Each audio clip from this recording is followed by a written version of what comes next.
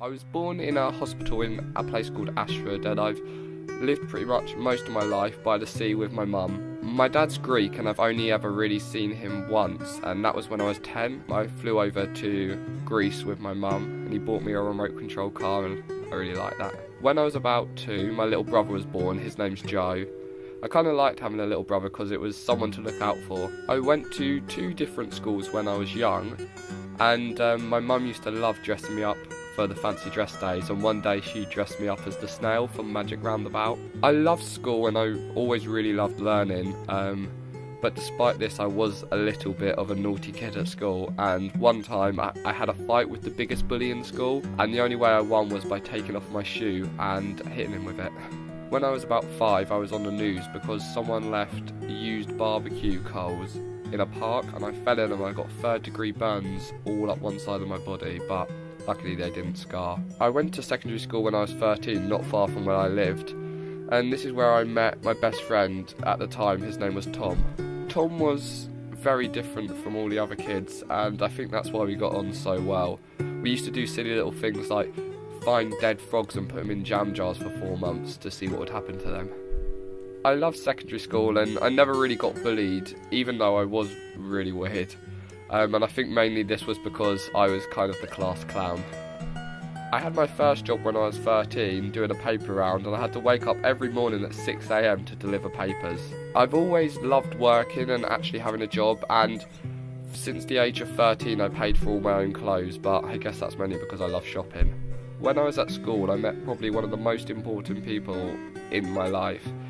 My art teacher, his name's Mark Thomas. He was kind of one of these teachers that would never let you call him Mr. Thomas. It was always Mark, and he was always really inspirational to me. I'd spend all my lunch breaks in his classroom and he'd teach me how to edit photos and videos and generally teach me that I can do anything I want in my life. It's hard to go into detail, but Mark was not just a great teacher, but he was an amazing friend and a great role model. This led me to go to college to do photography and film. I didn't really enjoy college and I felt the teachers had no passion, and I learnt very little over the 2 years I was there. At 17 I moved out of home because I didn't get on with my mum's boyfriend. That was quite scary and I didn't really like where I moved to. Now this is where my list of jobs start, and in most cases why I was fired. I've worked in a screen printers making t-shirts and shop signs. I actually didn't get fired from this one, surprisingly. Next, a company where I sold airport parking over the phone, which was boring and I think I got sacked for playing Game Boy whilst on the phone to customers. Then I worked in the ferries going back and forth between France, and I left this because I got seasick. I worked in a concert hall as a steward and I think I got sacked because when the bands played I just want to go and dance and listen to them. Then I worked in a call centre selling car insurance to old people. I like old people and they always had really funny stories, and this is why I got sacked for chatting on the phone to them too much. I've even worked in a zoo, but one day I was chucking my hat up and down in the air and it went into the elephant pen and the elephant ate it. I was sacked. I've worked in Greece as a hotel entertainer. I've worked in Italy as a person taking down tents. I know, a weird job. I worked in a coffee shop. I've pretty much worked everywhere. During my last job I was talked into applying for a TV show, and later on ended up going on the show. This helped me get some people interested in what I was doing, and I started my YouTube channel about 2 years ago. I moved out of Kent and up to London with my friend George. This was a massive thing for me because I've always dreamed of moving to London. I met a YouTuber called Tino Forever and he introduced me to lots of YouTube people, and at a YouTube meeting I met Alfie. At this point I had 20,000 subscribers and was really enjoying working with other YouTubers.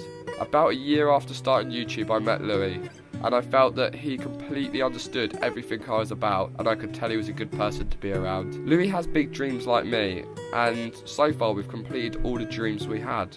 After meeting Sawyer in London for about 15 minutes, he invited us to come and live with him in LA. So me and Louis got on a plane and we've moved to LA for a little bit. So that's my adventure so far, and I've met some amazing people along the way and I've done some amazing things, and I know this isn't the end of it. I'd like to tag Casper and Louis to also draw their life story. Casper because I don't really know much about his life, and Louis because I know he has a pretty fun life and I'd like you guys to see that. Thanks very much for watching guys, and I hope you enjoyed this.